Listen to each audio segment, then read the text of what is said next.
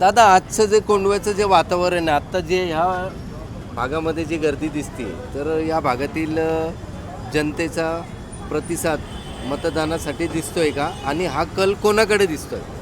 100% हा आत्ता तुम्ही प्रश्न विचारल्याप्रमाणे ह्या भागामध्ये आता जर तुम्ही सगळ्या बूथवरती गेलात तर तुम्हाला गर्दीचा अंदाज येईल की खरंच गर्दी, मी असं मीडियासमोर सांगतो म्हणून असं नाही आहे, प्रत्यक्षात कुणी जरी पाहिलं तर या दोन्ही बूथवर म्हणजे शिवसेना आणि मनसे ह्या बूथवरची गर्दी 101% सगळ्या बूथपेक्षा जास्त आहे.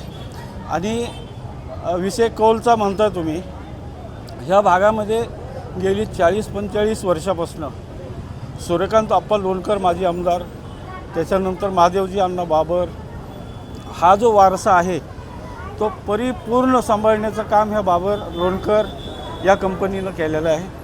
त्याच्यामुळं प्रभागामध्ये जी कामं पूर्णपणे 100% व्हायची ती ह्यांच्या माध्यमातून झालेली आहेत. आणि आता त्याला पॅच मारायचं काम फक्त करायचं आहे, कारण सुखसुविधा ह्या सगळ्या शिवसेनेच्या आणि महाराष्ट्र नवनिर्माण सेनेच्या माध्यमातून पूर्ण जनतेपर्यंत, तळागाळापर्यंत पोहोचवलेल्या आहेत. त्याच्यामुळे दादा, आपण काय सांगाल? उद्याचा गुलाल हा आपण उधळणार का? 100% उधळणार, नक्की उधळणार.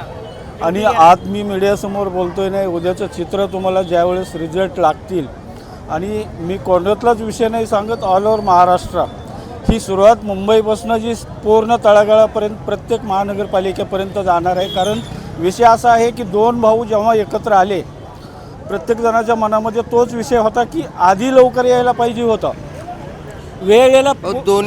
दोन्ही ठाकरे बंधू एकत्र आलेले तर महाराष्ट्राचं समीकरण बदलेल का? 100% बदलेल. आणि लोकांना जी अपेक्षा होती तीच परिपूर्ण त्या दोन्ही भावाच्या रूपानं झाली. आणि सगळ्यात जास्त उणीव आता प्रत्येकाला जी भासते बाळासाहेबांच्या रूपानं त्यांनी जे रोपटं लावलेलं होतं ते रोपटं पूर्णपणे वटवृक्ष करायचं काम आज खऱ्या अर्थानं राजसाहेब आणि उद्धवसाहेब एकत्र आलेत, त्यांच्यामुळं परिपूर्ण झाले. आज आपण या ठिकाणी ही गर्दी पाहू शकता. आणि ह्या आपण जे आता लोकांची जे मतं जाणून घेतलेली आहे, तर लोकांच्या म्हणण्यानुसार असं सांगण्यात येत आहे की उद्या गावामध्ये गुलाल आम्ही उधळणार.